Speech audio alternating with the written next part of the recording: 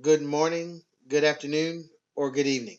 We are Kenneth and Lisa Bristol from Myrtle Beach, South Carolina, and we want to welcome you to this Team United International X Factor training and information session. Your mindset is the difference maker, and that is your X Factor. Enhance your mind, enhance your income.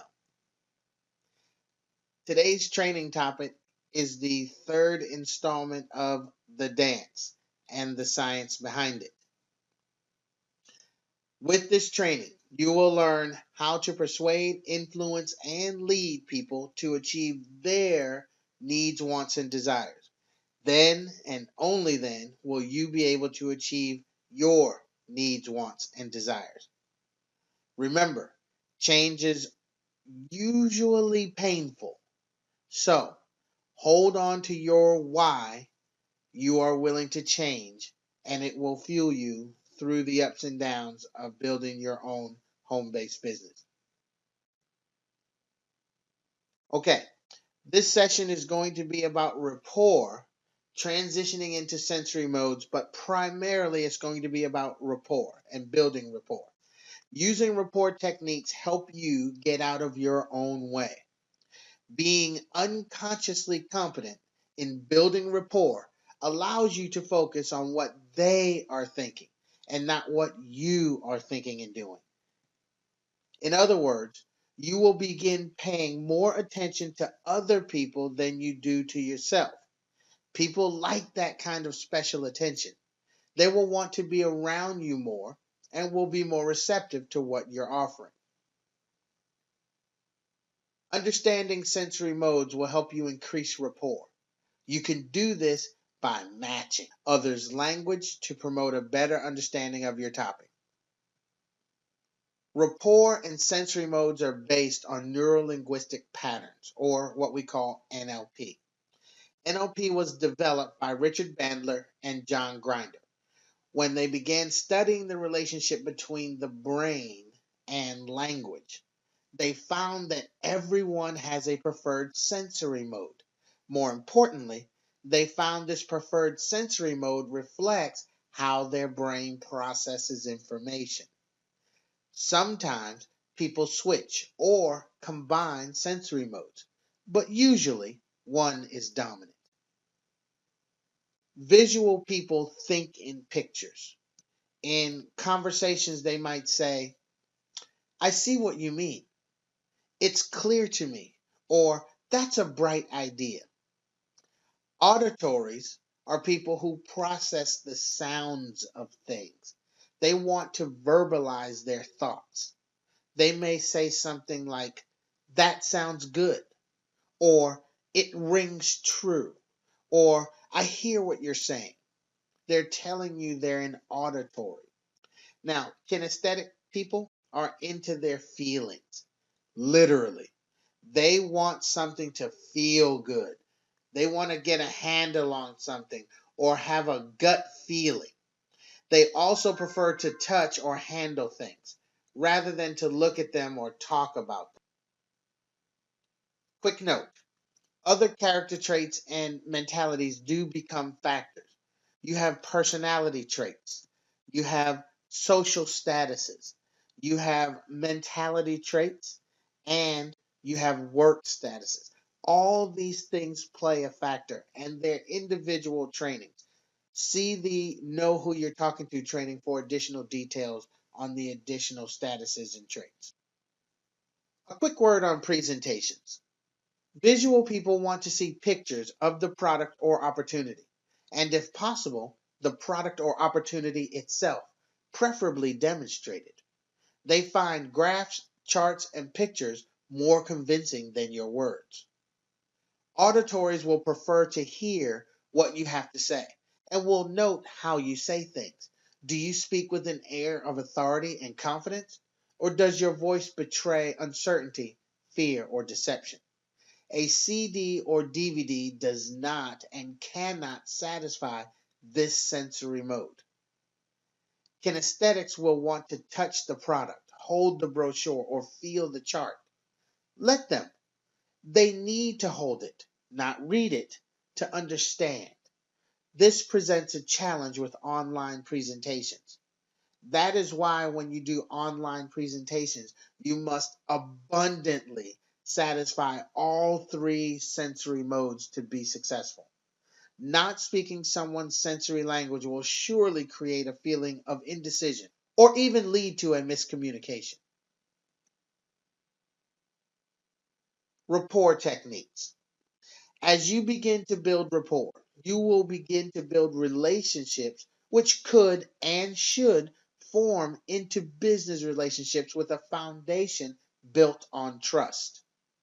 Now, voice matching.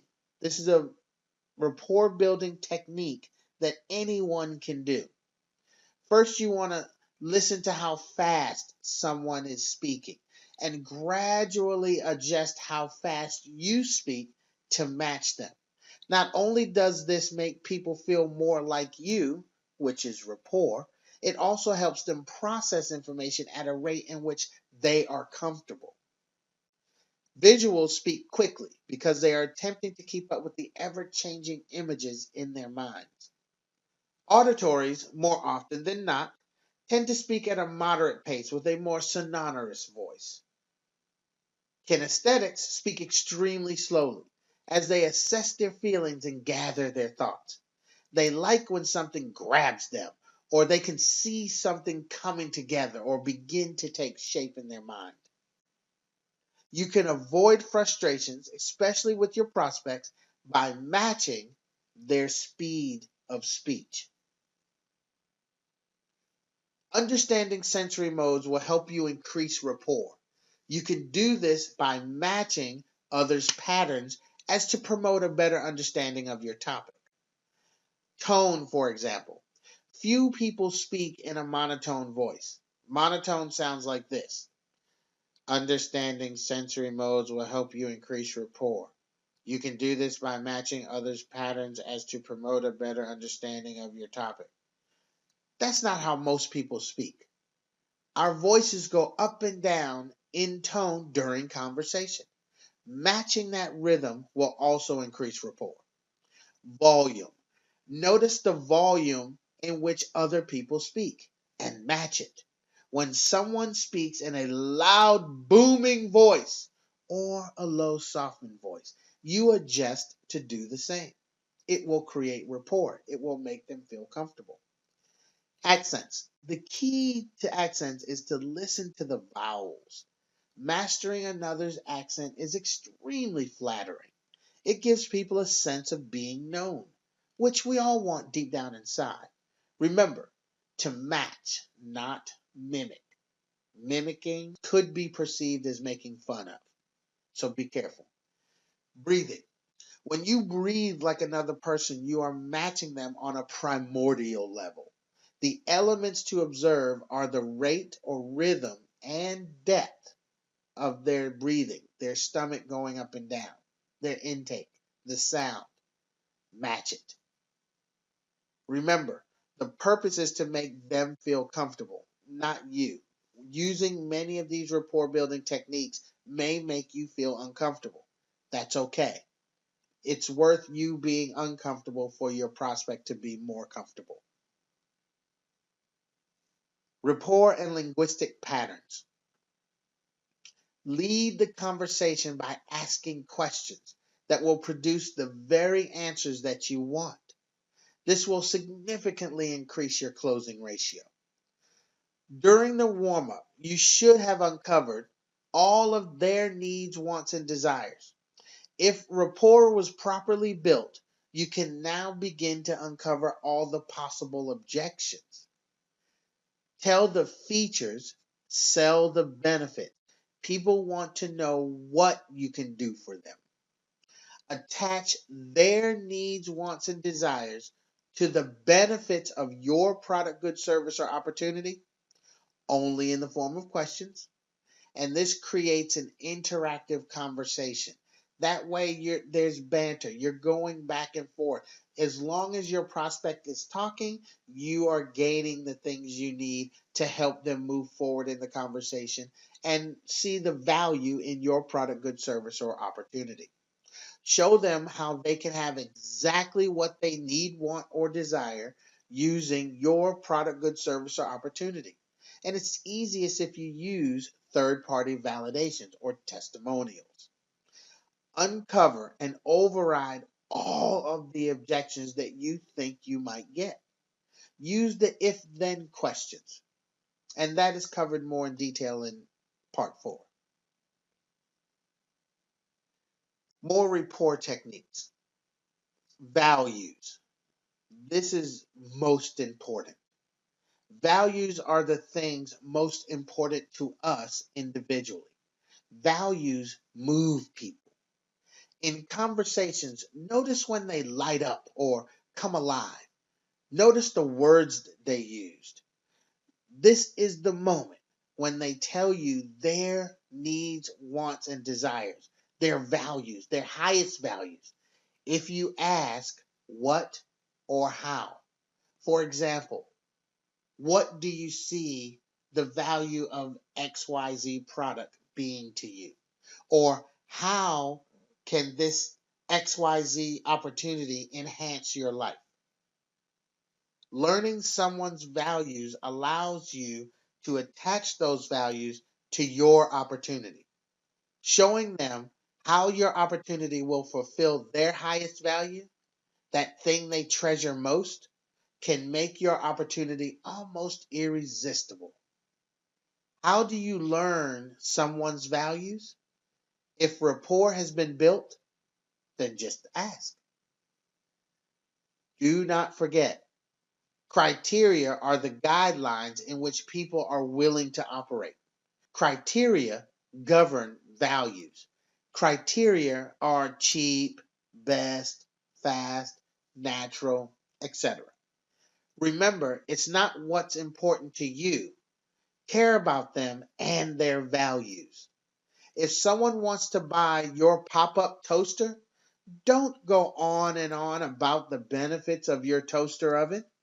Talk to them about the benefits of your pop up toaster. Do not ask people why. Asking why will cause people to justify their reasoning. Do not ask why unless it's when you already know the answer they're going to give you and it's what you want them to say.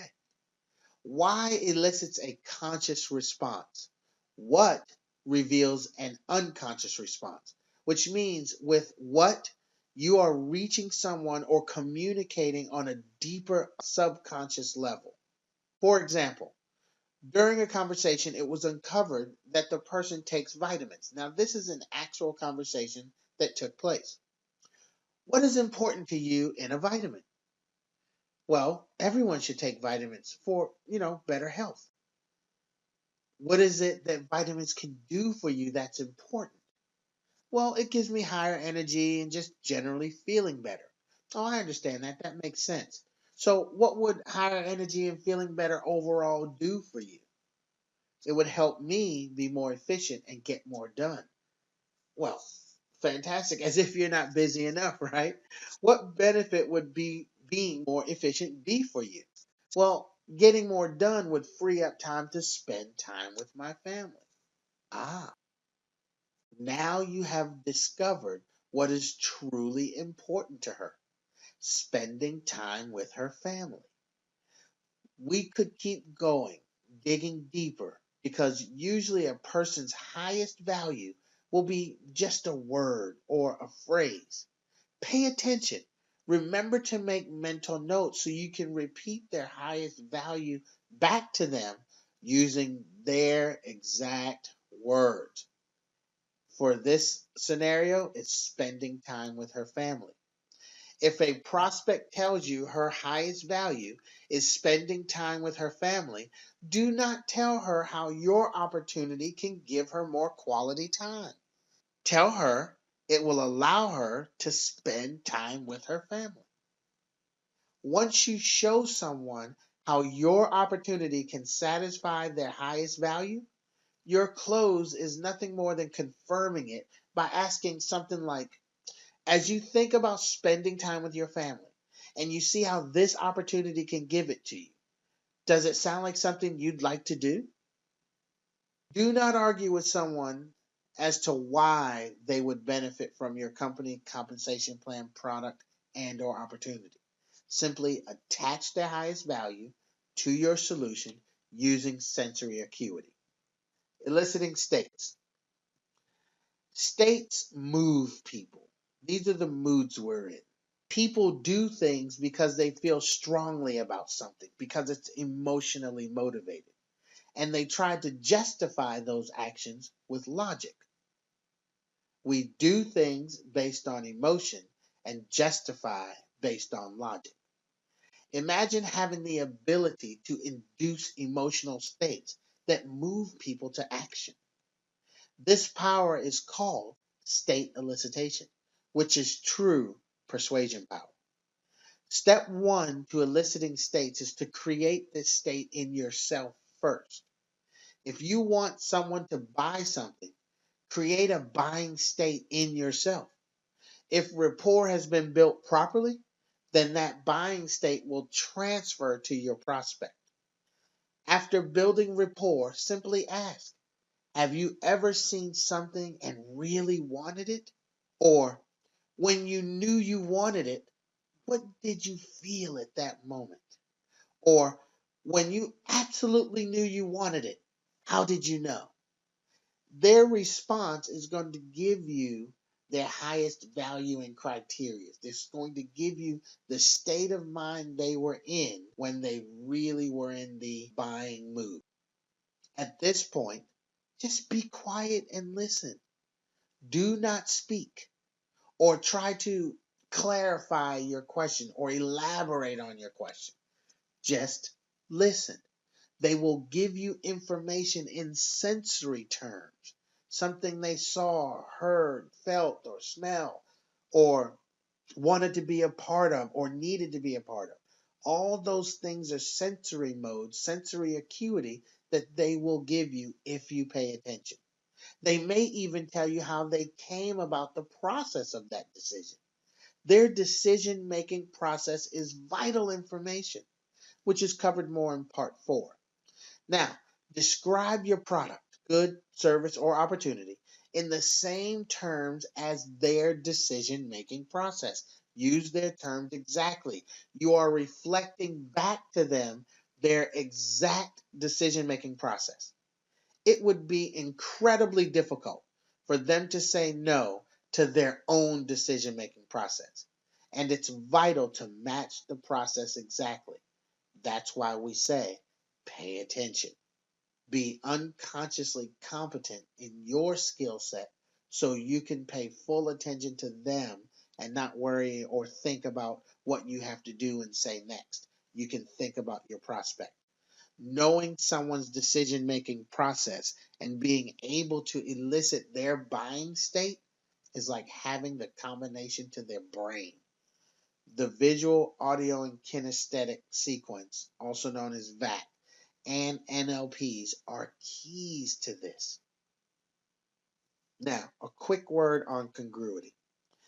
In NLP terms, you have congruity when your inner state matches your outer actions, speech, facial expressions, and body language. You have to really believe. You have to really live. And you have to really feel the things you are attempting to influence others to do, feel, and believe. In other words, in order to be a master persuader, a master influencer, a master leader, you must not only walk the walk and talk the talk, you must feel the feel. I'll give you an example. Have you ever met someone who you thought was honest, sincere, and friendly? Yet for some reason, your gut instinct just screamed at you, don't trust them. It was because their inner state did not match their outer actions. They were incongruous. It does not mean that they are dishonest or insincere. It could be that they were just nervous. Yet and still, your instinct was to not trust them. If you are not sold on your product, good, service, or opportunity, or team for that matter, then do not expect to sell others on your product, good, service, opportunity, or team. The alternative is to be a fake liar.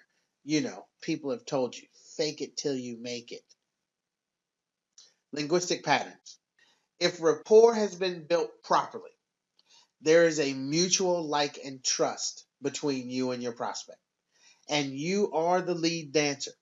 You have uncovered all of your prospect's objections and concerns. You've attached their highest value to the benefits of what you're offering. Then the close is simply asking them to move forward to conclusion, to join, to sign, or to provide a credit card. Walk them through the closing process. Keep them in their new comfort zone. They trust you and you trust them.